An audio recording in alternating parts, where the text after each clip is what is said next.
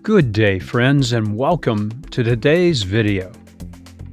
As you already know, there are many luxuries out there in the world that you can spend your money on, such as fast cars, large mansions, or luxury yachts.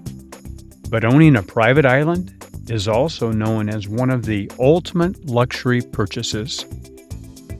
Before we continue, if you are new to our channel, kindly hit the subscribe button and notification bell to get notified whenever we drop a new video.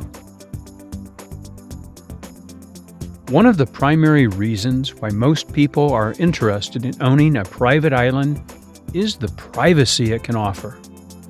Whether you want complete peace and quiet or to host loud parties, there are no neighbors to disrupt your lifestyle choices.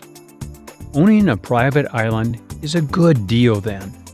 A private island is available almost anywhere in the world. It can be found in Africa, the Caribbean, South America, Asia, Central America, South Pacific, Europe, Canada, and the United States. This encompasses around 40 countries, states, and territories. But how much can this really cost? This really is the ultimate million-dollar or multi-million-dollar question. Private islands can really range in price based on location, size, and how much development already exists on the island. For instance, an underdeveloped 6-acre island in Nova Scotia, Canada, can be purchased for around $65,000. At the other end of the spectrum, a 110-acre developed island in Thailand is on sale for $160 million. A small, private island located in the Caribbean that has a large estate can also be one of the most incredible things to own, and also one of the most expensive. The costs of purchasing an island, securing the proper licenses, ordering raw materials, and then constructing a home obviously involves a lot of money. Since we often see small islands go for millions of dollars, you may be thinking a private island must be the most expensive purchase, right? Well, as it turns out, that is not always the case, as private islands are way more affordable than you might think. Okay, let's get this out of the way first. Buying a private island isn't cheap, affordable, or fairly practical. No matter what, you're going to have to be fairly well off to afford one. But you don't have to be a multi-millionaire hedge fund owner like Jeff Bezos or Bill Gates before you can afford one. Of course, islands that are for sale in places like the Bahamas or the Maldives are going to be extremely expensive.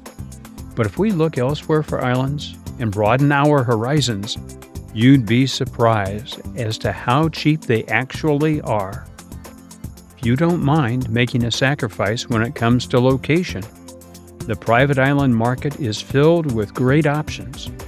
There are plenty of island for sale in places like New England, Central America, Scotland, Canada, and Sweden that are actually very affordable, quite remote, and very charming. You will find the best prices for private islands in areas where the market is saturated with islands that are for sale. Everyone wants a private island in the Caribbean, but not as many people want a private island. So how much can you expect to pay for a private island in one of these locations? $2 million? $1 million? $500,000? How about under $100,000? Believe it or not, there are actually plenty of private islands for sale that are under $100,000. The 13-acre Inishbigger Island that's off the coast of Ireland is currently going for $92,861. Then there is the Sweet Island, a 3.3-acre private island off the coast of British Columbia for $82,900. Is that still too expensive? Check out Hemlo Island in Nova Scotia. It's going for $29,500. I found those 3 islands in a matter of minutes, and there are thousands more like them out there. While they're not tropical paradises, these islands are still beautiful, and most importantly, they're fairly affordable given the fact that they are private islands.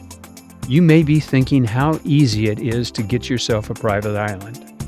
Well, it differs from country to country based on federal laws concerning foreign ownership.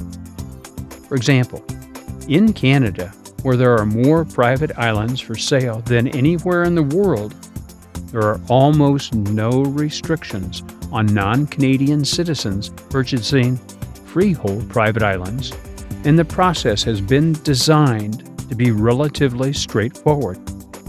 However, in many Asian countries, freehold is rare and is often only available at the sort of astronomical costs.